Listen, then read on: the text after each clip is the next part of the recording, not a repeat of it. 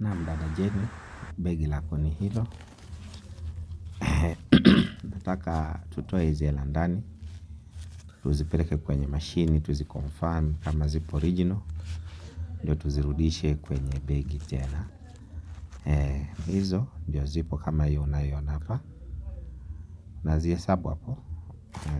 Dada Jeni, nazitoa mwanzo ndani ya begi. Nikathibitishe kwenye mashini kama zote zimekuja original. Ili nikikukabidhi begi lako niwe na uhakika kwa kila ambacho nakupa. Ndio hizo nazitoa. Nataka uzitazame vizuri sana nikizitoa humu ndani ya begi. Ndio hizo.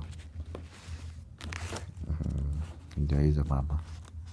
Sasa huyu mwenzetu ambaye atakuja na begi, mweleze hiyo begi haitunze kabisa.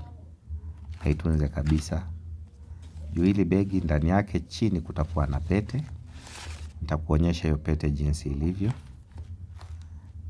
Kutakuja na simu ya iPhone Pro Max, iPhone 17 ambao iko na app ya wanachama.